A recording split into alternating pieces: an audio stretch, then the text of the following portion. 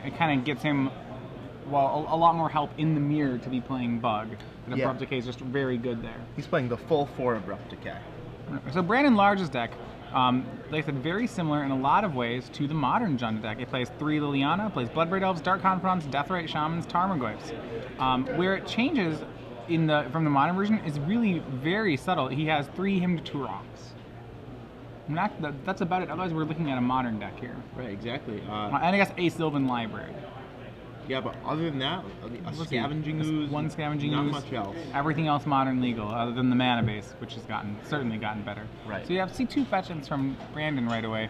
And to be honest, this Jund deck, in my opinion, is the kind of deck which I would be very excited to be playing in a modern tournament. Jund, at least in modern, is known as the best fair deck out there. Yeah. By quite a margin. It definitely is. It's kind of defined the best fair strategy for a good number of years now. Yeah, so for those of you just joining us, like when we say fair is that Jund is not doing anything broken. You know, it's not show and telling Progenitus or Emrakul into play or Omniscience. You know, it's not creating 100 mana. It's casting creatures, attacking with them, and casting removal spells all at face value. It is brutally efficient at doing so. So Brandon fetches to Swamp, got one of his 2 lands stifled when he double fetched. So I think that stopped him from making the turn 2 play he wanted to. Ryan Forsberg made a 3rd land and made a Tarmogoyf. So now what we're going to see here, Brandon Large does have 3 Abrupt Decays in his deck. So he will be able to deal with Tarmogoyf through counter protection. He will cast Dark Confidant on 2 mana. This is off a Swamp and Voreth Stronghold. Ryan, by the way, on a 6-card hand, Bob's going to stay on the battlefield. Yep, for the time being, Bob is in play. I feel like this is a bait spell from Brandon. I think he cares more about the Tarmogoyf in his hand than this Confidant. But he would obviously like it to live too. Just 2 damage from the Tarmogoyf, so that would put Brandon to 16. The thing about Bug Delver, it does not have as much removal for creatures on the board, so this Dark Confidant might stay here for a while. Right, so the only kill spells that Ryan Forsberg has, 4 Abrupt Decay, 1 Ghastly Demise, 1 Dismember, and the Demise, of course, cannot kill Bob. It does have the non-black clause on it. And Ryan just adds another Tarmogoyf and wastes the Swamp. Alright. So Bob flips him, dropping Brandon to 14. Right, so what Forsberg might have to worry about here is we do, with the double Tarmogoyf, there is 1 Maelstrom Pulse in Brandon's deck. That mainstay of Jund decks, I suppose, in different formats. Yeah, he does have, so he has his own Tarmogoyf, he has Lightning Bolt, he has a Hymn to Turok, and a pair of Lilianas, a Bloodbraid Elf. More cards he's really going to cast this game. The mana denial strategy is really strong against Delver style deck. I mean, against Jund. Yeah, it really is. I mean, 1 Wasteland sets Brandon back so far, and as we can see, he has all 3s and 4s, and even 2s are pretty expensive right here. Abruptly decay one of the Tarmogoyfs. That unfortunately grows the other Tarmogoyf, so he saves himself 1 point of damage. Yep, but importantly, we have our Tarmogoyf die. That's maybe the best invention I've ever seen. If not, it's close. Yeah, maybe about 2 or 3, 4. So here's the Bob trigger. That'll reveal an Inquisition. And the draw is Sylvan Library. Yeah, importantly though, that's not a land. Yeah, it does not look like Brandon has an additional land. So once again, he's in that territory against Delver. His life total will continue to be taken away.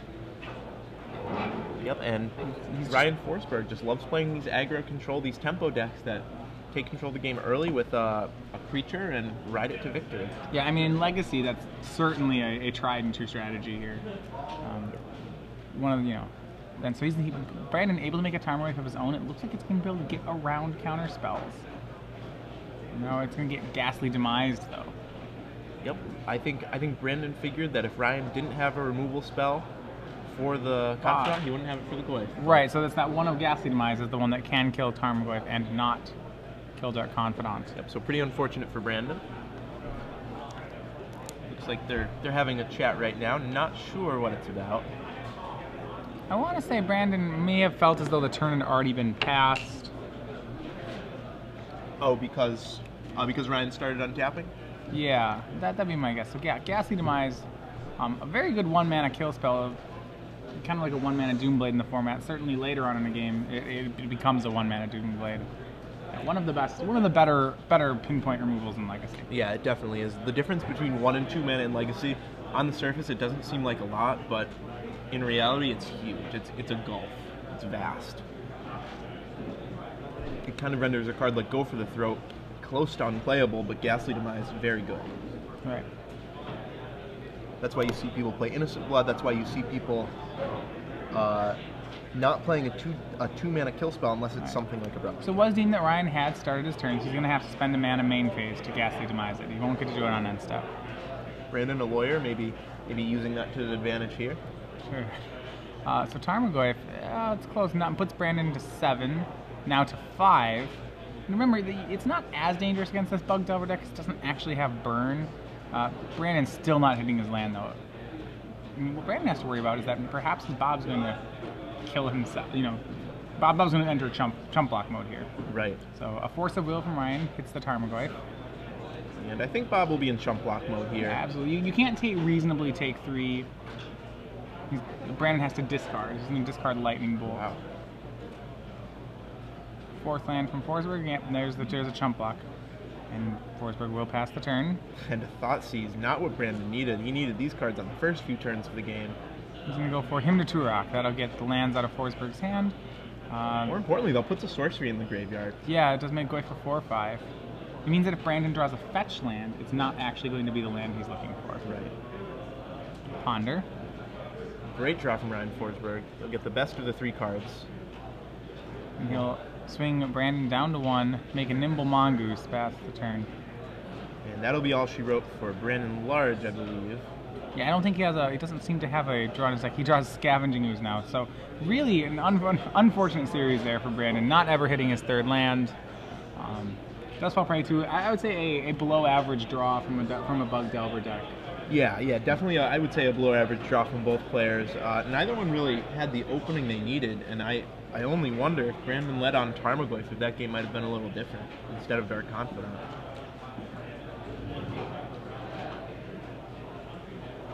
So as the player's sideboard, we can take a look at what they might have to bring in here.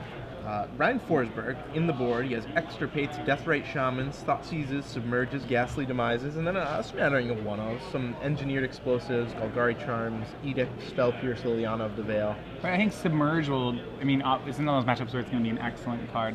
As we kind of saw, the weakness of the Jund deck is that it's kind of spends its first 2 turns not doing very much. Right, and I was talking to Brandon yesterday about his deck. He was loving the Deathrite Shaman. Said it was the best card in the deck by far. Very good card. But I tried to talk him out of playing 4 Bloodbraid Alpha. I couldn't do it. He still has 4 in the deck. Tried to tell him that Legacy is a little different than Modern. It's such a powerful card. It's not necessarily the wrong play. It's not, but there are only so many expensive cards that you can play in Modern, or in Legacy rather. And I feel like Brandon's deck is pushing that envelope with 3 Liliana, with the Eternal Witness, with the 4 Bloodbraids. It's pricey. Well, I think the biggest thing which makes it a pricey deck, as far as it's considered like its mana, isn't so much the 3s and the 4s, but it's the fact that the main curve of the deck is 2. And so you normally are, you can't really start casting 2 spells per turn until turn 4. And that's why 1 Wasteland can make it so maybe you never are casting 2 spells per turn. And as a result, you don't really get to empty your hand. And so the worry is, you really need to maximize your 1-drops here. And he has a fair number of them. He has Deathrite Shaman, Lightning Bolt, Thoughtseize, Inquisition. Yeah, if he was able to lead on the Deathrite Shaman, that game would have been way different. Right. So cards that come in from Brandon's sideboard, he does have a Pyroblast. We'll almost certainly see that in this matchup. Outside of that, he has 1 Choke he could side in, which is I'd say is probably pretty good here. Yeah, I'm sure it is. Nothing else particularly enticing. He may choose to run Kitchen Finks instead of Liliana of the Veil. Yeah, I have to imagine there'll be some Finks in his deck after board. It's a great defensive card, really good at stopping a Nimble Mongoose, one of the few cards in Legacy that trades with a Nimble Mongoose. I mean, it's still true that Liliana is pretty decent in the matchup too. It might be that Bloodbraid Elf is the card you'd side out here. It's not something you'd like to side out because it's such a great card in Jund, but I can certainly see not running all 4 of them post-board. Yeah, I definitely agree, especially since a lot of the times it's going to hit a discard spell, and that's not really what you want to be hitting when you're casting a 4-mana spell. So Brandon Large will be on the play for Game 2, though. Expect him to maybe mulligan a little more aggressively now that he knows what his opponent's playing. Right. How about the 1 life from the Loam in in Brandon Large's board? Do you think that card's good in this matchup?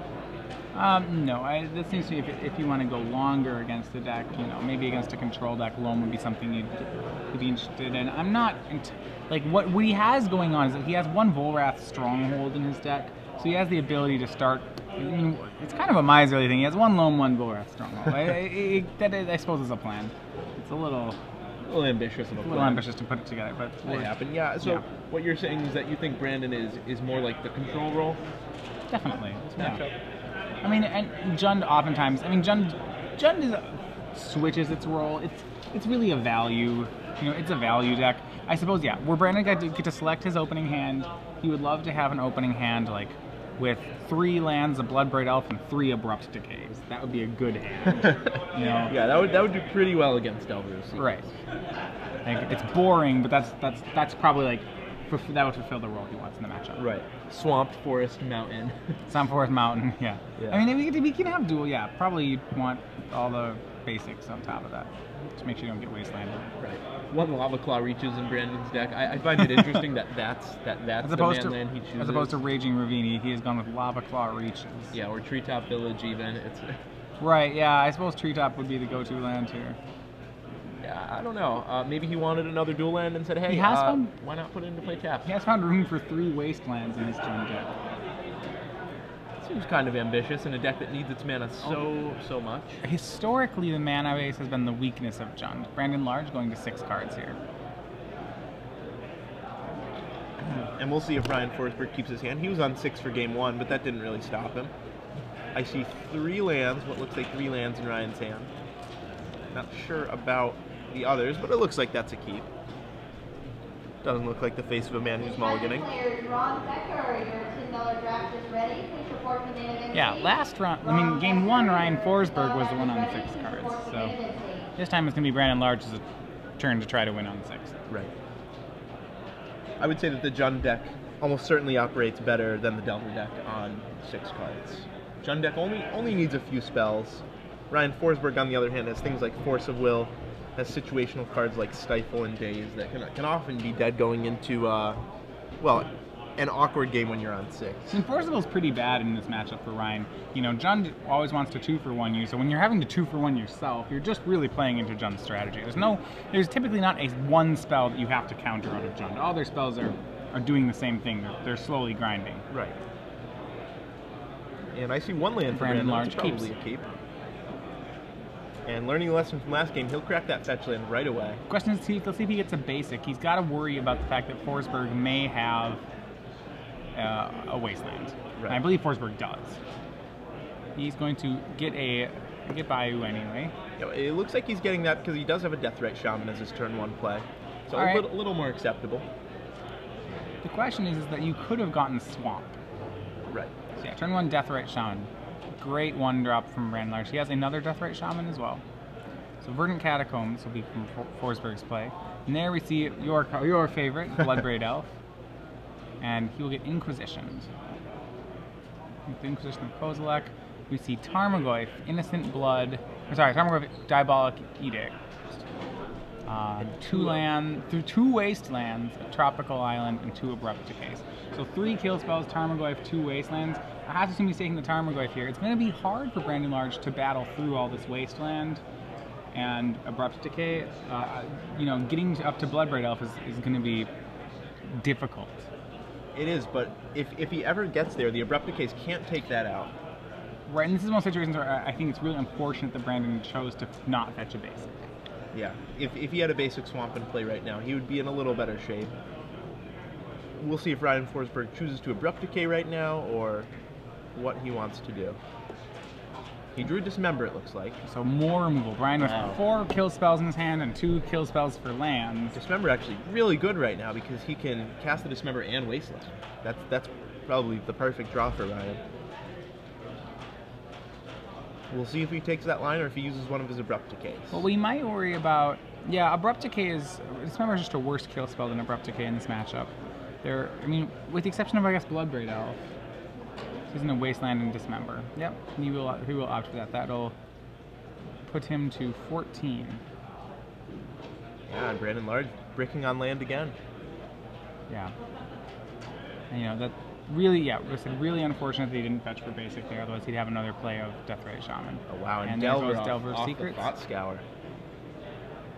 And still no place for Brandon. Stuck on land. Wow, Ryan Forsberg flip off proves Spell what a Pierce. heater is.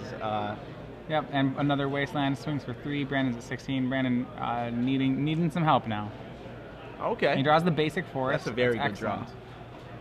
He will cast another Deathrite Shaman. That one's going to get Abrupt Decay. Yep.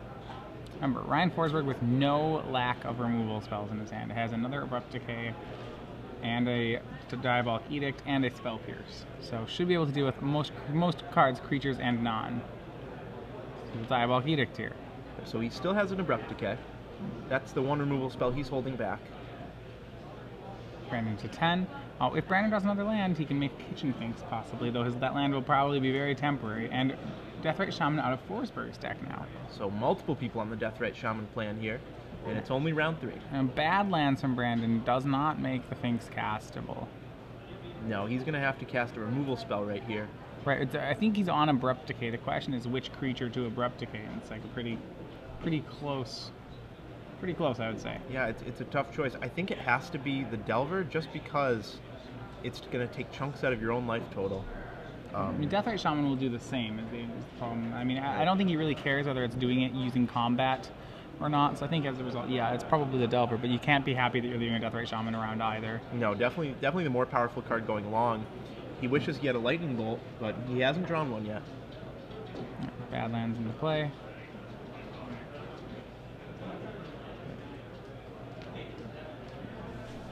So there's the Abrupt Decay for the Delver swing, and Ryan has no responses. Card's uncounterable, so can't do much about that. Yep. And pass second, yes. Ryan, quick on the Wasteland. Remember, there are only 3 basics in Brandon Large's deck. And we have another bad land. Okay, so it looks like he might be able to stay on that 3 into mana. IOK. So no sense in Forsberg to Spell Pierce this. Right, he knows Brandon doesn't have another play. So it's Abrupt Decay. So just drawn yet another Abrupt Decay, Spell Pierce, and Submerge. This certainly, well, not too bad. If Brandon Large can get the green mana to start casting with Kitchen Finks, the biggest worry is that if Forsberg has double green, he can get the Finks before they persist. Right. So we'll see which one he chooses here. I don't really know what the pick is. I think it might be Spell Pierce. Yeah, it's probably... Take the card that is not redundant. Well, the reason he's going to take Spell Pierce is because the thing Brandon Large really needs to do, great draw by Forsberg, is get rid of Deathrite Shaman. Yeah. So you don't want, when you draw that kill spell, you don't want it to be Spell Pierced. So Brandon Large at 6, Forsberg just, like I said, great draw on the Wasteland, and then the Ponder as well. He'll shuffle those away, hoping to hit a creature to increase his clock a little bit. Brandon Large, though, not out of this. All he needs is a land. Yeah, he has an Abrupt Decay. He'd prefer to draw the basic Swamp. I think it's going to be tough, even if he does draw the land. Forsberg just has so much more game going on. He does, but it's all a reactive game. So pass. Brandon Large with Maelstrom Pulse. Okay. Puts Brandon to 4, and Brandon has one more turn to draw an answer. Oh, and the Nimble Mongoose will probably lock that up. He draws Wasteland of his own. It's not... No, then should have no place. All right. Ryan Forsberg defeats Brandon Large 2-0. Bug Delver over Jund. So congratulations, Ryan Forsberg. He has 1 loss on the weekend so far. Right. He moves to 3-0 in the Legacy Open, and combined with his record in the Standard Open, let's see, that's 6-0. He 8-1. Yeah. He's 14-1 on the weekend. It's not too bad. Not doing too bad. So I think right now, the worst part of Jund has always been its mana, and I don't think this match was any exception. Jund deck, great deck in Modern. If Modern had Wasteland, I'm not sure Jund would have been the best deck at the Pro Tour. And in case you're wondering why, this is why. The triple Wasteland draw from Forsberg, almost unbeatable. Right.